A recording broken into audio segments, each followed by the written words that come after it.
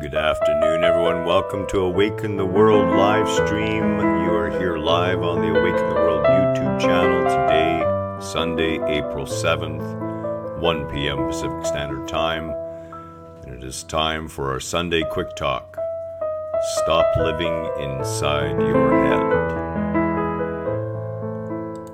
And hello. So today is the early beginning, of course, of our translation to having our videos strictly running live on YouTube. And it will take a little while for people to get used to this and get on board, and that's perfectly okay. They will continue to be shared out into the Facebook group, and we will continue to communicate there as we usually do. So what are we going to talk about today? Well, there's a couple things I want to talk about, and one of the things that we had seen inside the group, and one of the advantages of being a member of the Facebook group, is there's often ancillary or additional posts that occur before or after the videos in relation to them. And one of the ones I want to bring up today, and I think it was that one, and this was a little something that I had actually come up with, and if you haven't seen it, synchronicity is God's way of blatantly letting us know we are so very loved and cared for. And I just wanted you to be able to see that for a moment. This is very true, it really is. And when we think about our lives, when we think about the people who flow in and flow out, when we think about the situations and the events and the experiences, no matter how we've chosen to judge them, here we are. When so many we knew are not. We are gifted with a lifetime of synchronicity, a lifetime of signs, of God literally standing there, and she's waving fiercely. Look at me.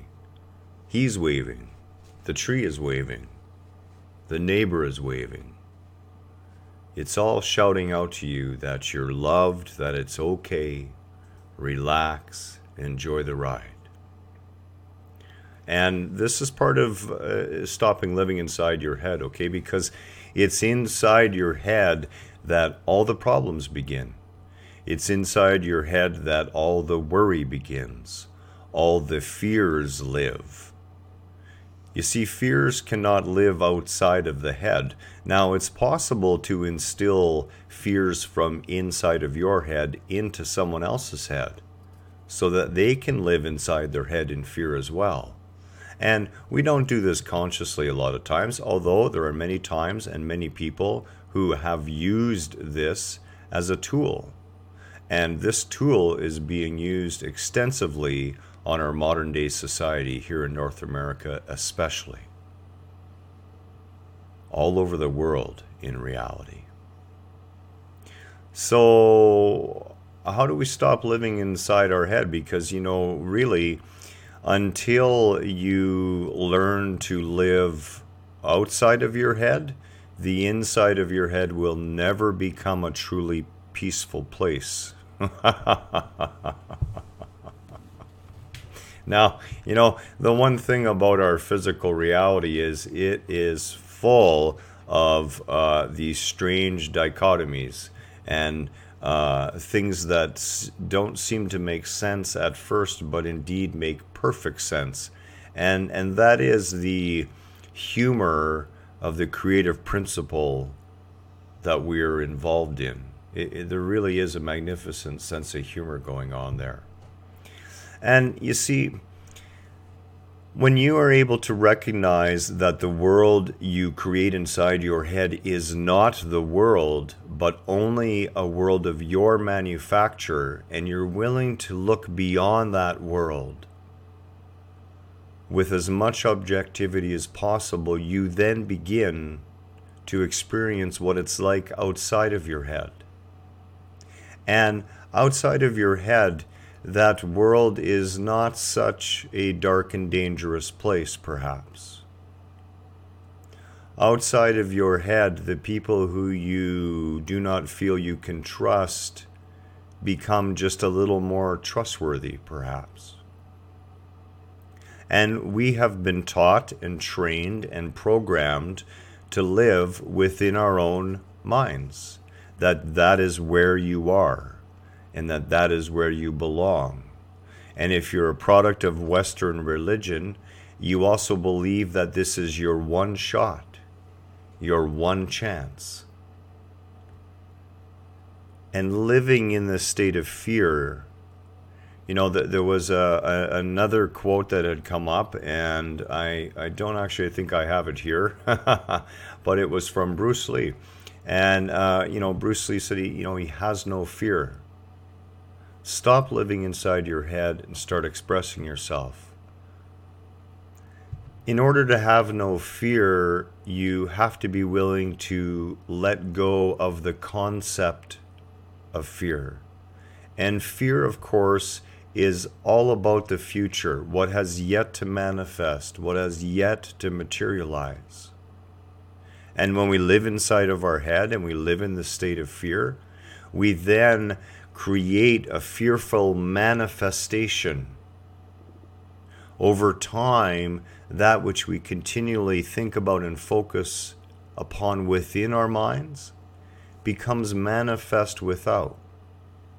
So if you look around the world and you are always seeing a horrible view, you are always seeing pain and suffering, you are always seeing the negative, it's time for you to look deeply, because what you are experiencing as external to yourself is a reflection of your inner world.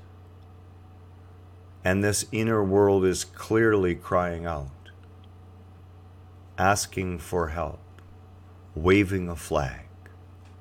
And it's perfectly okay. Most people live in this unconscious state for their entire lives. This is why Buddha and every other master has said that it is 1 in 10,000 that is even going to hear the message. And out of 10,000 of those who hear it, there's only going to be one of those in 10,000 that applies the message and begins to, experience living outside of the mind. Now, it's not something that you don't already do, because you do. You're usually just not consciously aware of it. And the reason being is at first, your ego has to be completely disconnected during those moments. It isn't ready to be an obedient dog at your side yet. It hasn't been trained enough. So it has to be locked in a kennel.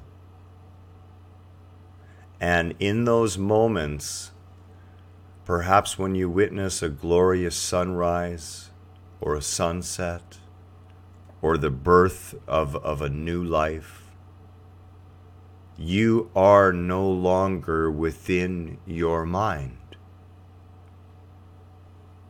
The mind is in the kennel. And yet there you are, not separate from the experience anymore. This is the deepest secret, the highest wisdom of living outside your head. When you let go of the thought, when you let go of the reality that you imagine within your mind as being reality, you're no longer separate from what truly is. You begin to feel part of it again.